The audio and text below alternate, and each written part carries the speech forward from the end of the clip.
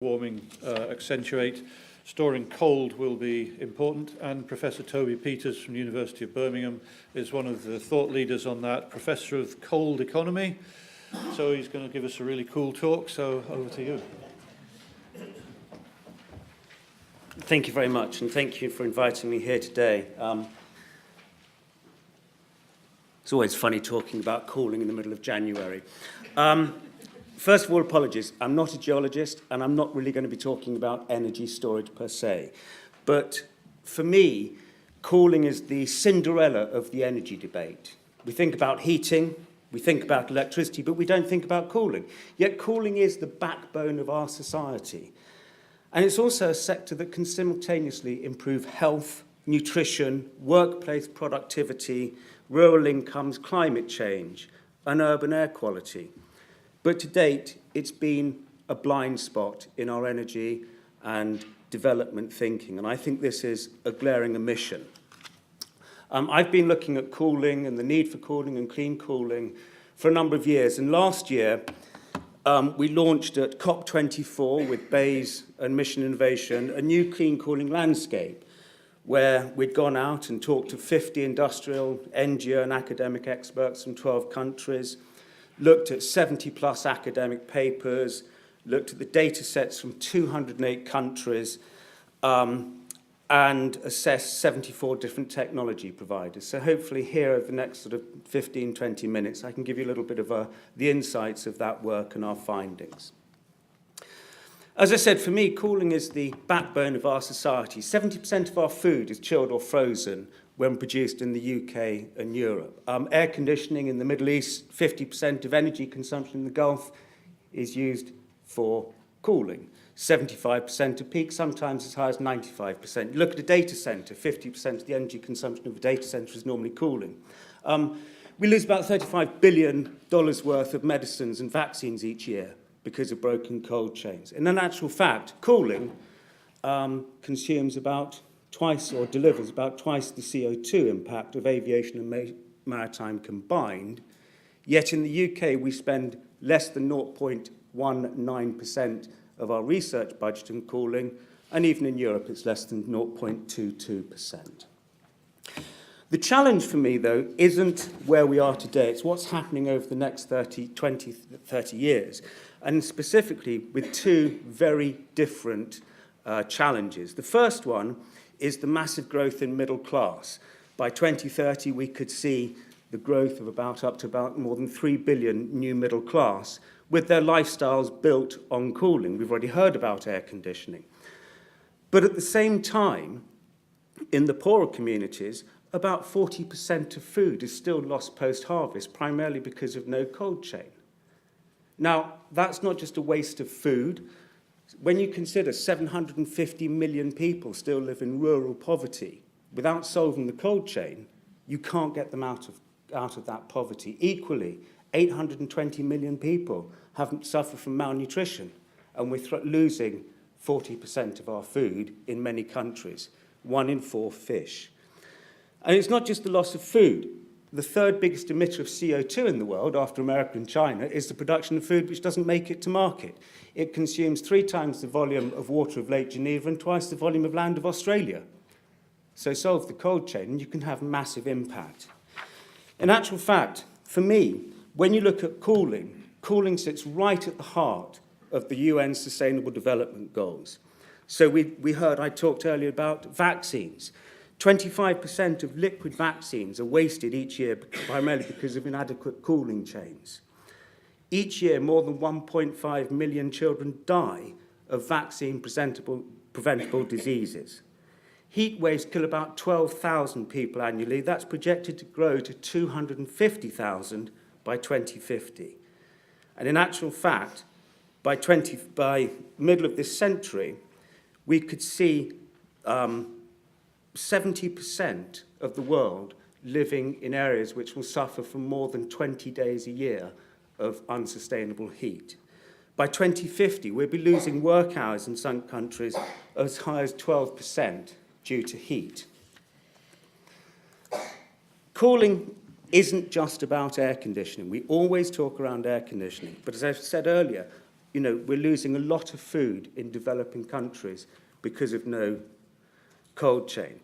And the challenge here, for example, is that a transport refrigeration unit, the little fridge on the back of a vehicle, consumes up to 20% of the total vehicle's diesel. But it can emit 6 times as much NOx and 29 times as much particulate matter as the primary engine. And in actual fact, by 2050, we will probably need about 11 million transport refrigeration units on the road globally to meet that demand, currently about 4 million. They will produce 11 million transport refrigeration units without intervention, will produce the same pollution as 400 million diesel cars. 11 million TRUs, 400 million cars. So, over the next 30 years, it's projected we will see 19 cooling units, devices, added every second for the next 30 years. Energy consumption will grow from where we are today of about 3,500 terawatt hours up to 9,500. We've done a piece of work that if we're going to hit the IEA's 2-degree scenario, cooling actually has to consume less than 6,300 terawatt hours. So we're already challenging or beating the budget by 50%. The problem is that those projections, those growth rates, won't actually deliver cooling for all. If we want to deliver cooling for all, if we want to address the challenges of heat waves, food loss, vaccines, we're going to need 14 billion cooling appliances consuming 19,000 terawatt hours of energy. And so we need to see a 70% reduction in the electricity usage for cooling. Optimistic projections suggest that we can probably get about 30%. The challenge is there are a lot of technologies out there, but at the moment, market inertia and lack of finance, lack of demand signals, all lead us to focus continuing on a vapor compression cycle driven by electricity. And yet there are all another much wider range of technologies. It's interesting that the industry over the past few years has been saying that they can deliver the solutions. The vapor compression cycle, is going to achieve the goals, and there's not much they can see coming further. The Rocky Mountain Institute has launched a Global Cooling Prize this year, targeting a 5 times reduction in the impact of air conditioners, and already they've had 1,000 people lodge interest in applying for the prize and the competition. The challenge for me is that when people talk about energy, we inherently mean electricity, and when we talk about energy storage, they mean batteries. And I think this blurring of concepts is really important because it fails to recognise that actually our big demand for energy is thermal energy, and we can possibly serve that better than by electricity and batteries. For example, storing energy in ice. And equally, this is also important when you start looking at how do we transition to electric vehicles. If you take a bus in a hot country, 40% of the energy consumption of a bus in Malaysia is for the cooling load. It's not to drive it, it's to keep people cold. So is a lithium-ion battery the right solution to provide the cooling load, or should we look at a system? To green the volume of electricity in a cooling for all scenario will actually consume 68% of the projected renewables capacity of the IEA's 2-degree scenario. 68% just on cooling. To put this in context, last year, about 99 gigawatts of new solar PV was deployed globally. It's the highest annual figure to date.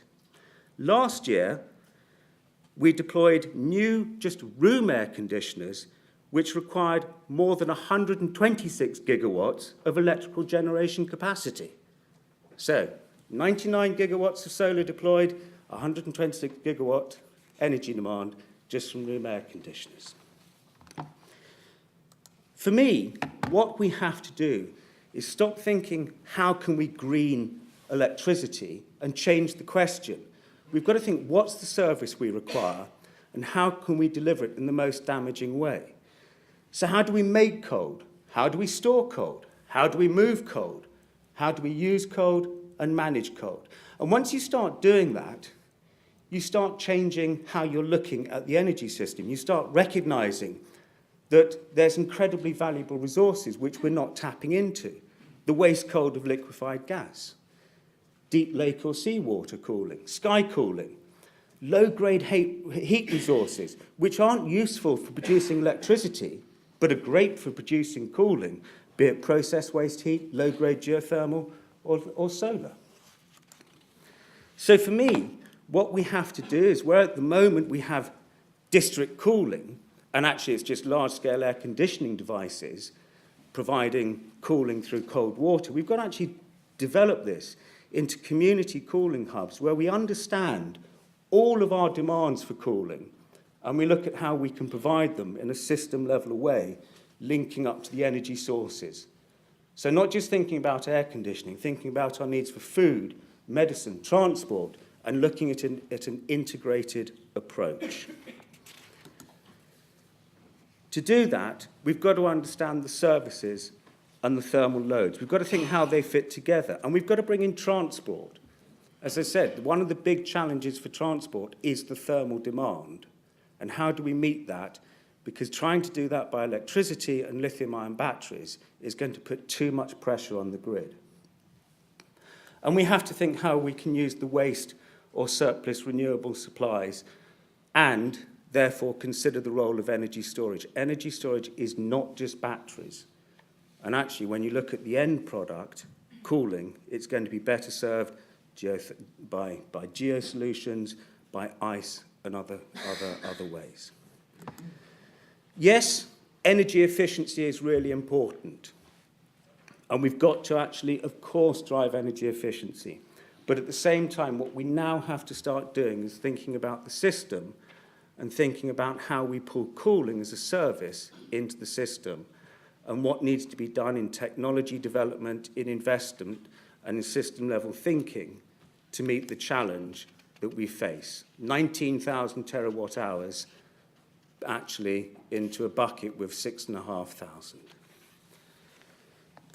The first step for me is we've got to develop a template. We've got to stop looking at how much electricity do I need and think about what are the services, what's the food security requirement, what are the agriculture and fisheries incomes. As I said, we lose 1 in every 3 fish caught is lost because of no cold chain. What are the vaccine and medicine coverage requirements, health cooling, industrial cooling, and then from that, understand what our energy sources are, not just electricity, but what of all our energy sources are and how best to marry them up. What we're looking at doing is 2 elements of this.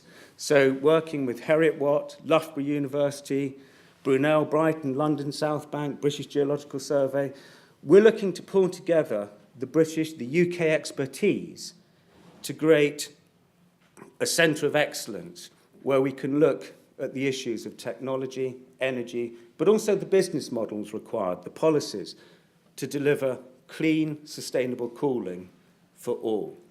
And the aim is that we can build a collaboration both in the UK but internationally to meet this massive demand. And within that, one of the areas which is really important is training. At the moment, there are about 12 million people who work in the cooling industry globally, and we've got about 3.6 billion cooling devices globally. By 2050, we're going to need potentially 14 billion cooling devices. How many people are we going to need to service, maintain that? A badly maintained piece of cooling equipment can lose 25% of its energy efficiency just by being badly maintained. So we've got to think about the skills as well, not just the technology, the business models, the policies, the skills. And we're hoping that with the support of the government during 2019, we can coalesce the UK excellence in this area to deliver that. Why should we bother? Well, apart from the need of energy, climate change, sustainable development goals, at the moment, the amount of cooling technology deployed globally is $1.5 trillion. That's going to grow to about $6 trillion by 2050. So this is a massive market opportunity. The second thing we're looking at doing is creating living labs. So the idea is that these were based in-country, in developing markets, working with in-country partners. And we're not looking to demonstrate single technologies, a cold storage unit or one point. We're actually wanting to show how all the technologies can work together in a system, and then engage and use these to test, evaluate bundles of technologies, look at the cooling models, and use them for training and development purposes as well. So a UK Centre of Excellence bringing together our expertise linked to in-country development and living lab projects within the developing world. We think that is a way that we can accelerate forward to meet this challenge. And the outcomes won't just be around society, but it will get back to this need to address rural poverty, malnutrition, all these issues which are fundamental and which cooling plays a core part in. So, for me, cooling is a backbone of society. It's projected that by 2030, 80% of the refrigeration and air conditioning market will be located in developing countries rather than the developed world where it is now. I think that cooling is mentioned primarily at the moment for linguistic symmetry, not for actually part of the debate. We need much more radical innovations than beyond electricity and batteries, and I'm sorry to say just energy efficiency. We need to think thermally. And this is a multi-trillion pound market opportunity. For me, one of the key things about cooling is that when you think about the three big goals that the world has set, Paris Agreement, Kigali Amendment, and the UN SDGs, cooling, the energy blind spot, sits right at the centre of them. Thank you very much.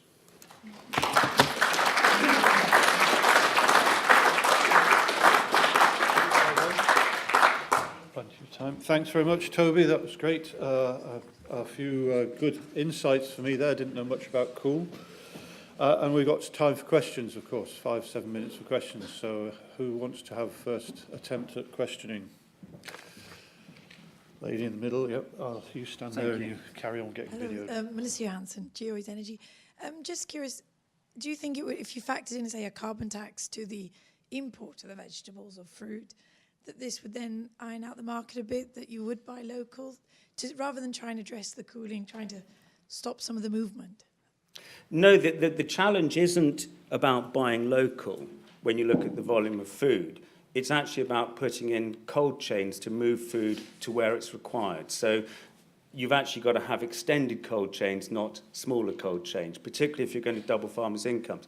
What we need to do is make sure that when we put in these cold chains, when they're growing as they are, like in India, Modi's set a challenge of doubling farmers' incomes. You can't do that without cold chains, that they are done in a clean and sustainable way.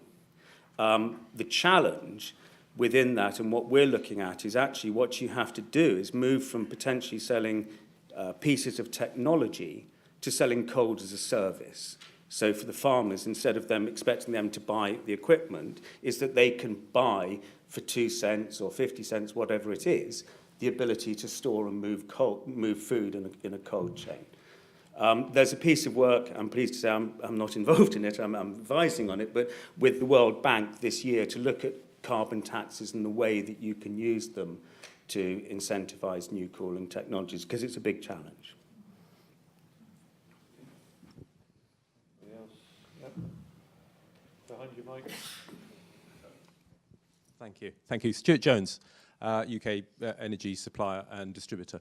I'm interested, it's often people say that, there's enough water, but it's just not in the right place. Obviously, I'm working with an energy distributor. It's relatively easy to move energy. How big do you see the problems of transporting or making the movement and the transport issue of cold as the primary issue within what you're trying to solve here? Well, I think it's two things. One is that there is a lot of energy which is available locally, which we don't tap into, be it low-grade waste heat, be it waste cold of LNG, and you can use energy vector. I mean, you can use liquid nitrogen, which was one of the technologies I worked on and helped develop as to move waste cold of LNG economically. Yes, I mean, you're not obviously going to be looking at moving cold a long way, but what I'm trying to say is if you look at say a rural community, and that rural community is going to require a cold store for food, cold chain to move it to market, vaccine storage, and all these other applications, is putting in little vapor compression cycles with a solar PV unit on the roof and a lithium-ion battery and individuals the right way to go? Or should we look at the aggregated demand and look at joined-up solutions where you harness local energy, be it geothermal, you harness local energy storage solutions to make an integrated approach? So that's what I'm trying to do. I'm not saying we've got the answers. At the moment, I'm trying to say we're not even pulling this into the debate. We're simply saying, let's green electricity, and when the end product is cooling, that is not going to work. Okay, Philip, then. I'll defer. Right. Yeah, okay, good. Thank you. John Naismith, Town Rock Energy. I liked your comment about just the word cool just being used as sort of a mirror image to heating without really much awareness. I mean, you've expressed that the whole need to think of a cooling economy. What do you think is required to make, government policymakers, individuals, industries to get an awareness and understanding of what's needed? What are the steps that are going to make that possible? Well, I think what we've seen over the past year with the IEA, the UN, and a number of others, is actually they're starting to recognise that cooling is part of the debate. There are a lot of challenges, and I think particularly around government signals, because at the moment, a lot of the government signals around energy efficiency, which gets you locked into electricity as the primary energy vector and therefore precludes potentially by investment the ability to harness other energy sources. So I think we need to see government policy which recognises the need to meet cooling demands within the debate. So as I said, we shouldn't necessarily think that a battery is the only way that you can actually meet the energy cost of a vehicle. You've got to do the thermal load separately. I think the industry massively has to be held to account, and actually they need to be forced and challenged to drive new technology. They've invested heavily and historically in vapor compression cycles. They need to be looking at new technologies. And we also need to drive the business models. We need new business models. We can't simply do it by expecting people to buy cooling, because the problem is that you buy the cheapest technology. So we need to do it. But the bit which has to come from government is recognising that electricity and a lithium-ion battery is not the right solution necessarily for cooling. Okay. I want to ask a question. So with heat, you were seeing the rise of companies inventing new materials for storing heat in a domestic setting, for example, very concentrated heat. Why can you see a way of storing cool? Because in terms of storage, all you really mentioned really was ice. So are there other materials which have got better latent heat? Yes, I mean, there's a lot of work being done at University of Birmingham by Professor Ding and others on thermal materials for storing or cooling, liquid nitrogen, but other ways. They've looked at these solutions, and just as one example, so it's really interesting in where there's work being done is in China, where they can't get enough electricity onto the tracks for the trains.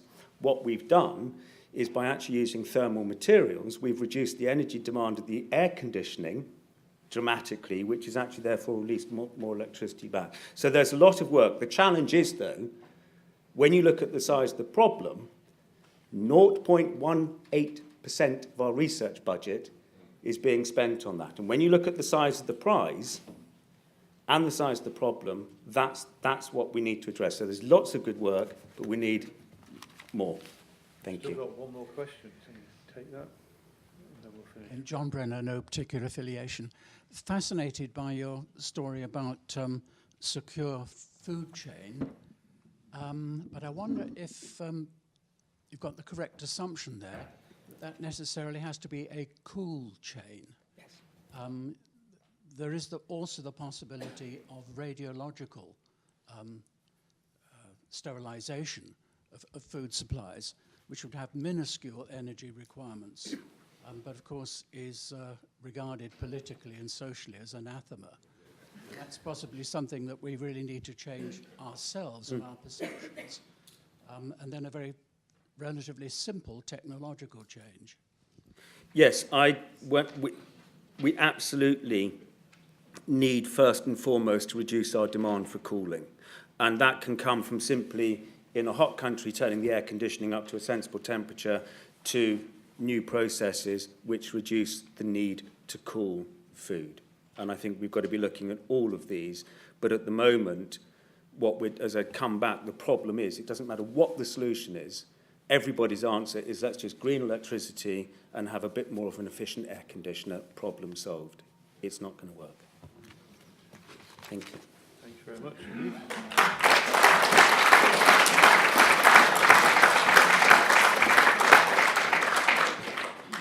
So now going to move on to another type of storage, storing compressed air as a proxy for energy or as a proxy for electricity. And one of the great things about Britain is we've got lots of people who still invent stuff. And I like people who invent stuff. So Seamus Garvey is a huge enthusiast for inventing stuff. He's invented several things that I've seen him invent. And he's now, but in his real job, he directs the University of Nottingham Technology Centre on gas turbines. But in his spare time, he's trying to solve the compressed air storage problem. So over to Seamus. Thank you very much, Chairman. So I'm going to begin not with an apology, but a statement. I'm not a scientist, I'm not a geologist, so I'm out of place here, but I am an engineer, and I strongly believe that a good dollop of engineering is what is most urgently required. And I come here to bust some myths and to be a radical, because none of you understands compressed air energy storage. And many of you will say things about it, and a lot is said about it that isn't true. So my primary agenda is bust a few myths. I'm not going to disclose any inventions today, but I want to set this in some context, because compressed air is regarded as being old, staid, mature, inefficient, and so forth, and all of these things are wrong. And I should say, before I go on too far, I completely subscribe to the message of the previous talk, which is essentially about system, figure out what you're trying to do, and don't jump at particular solutions. This is consistent with that, but I'm primarily going to address, inverted commas, electricity storage.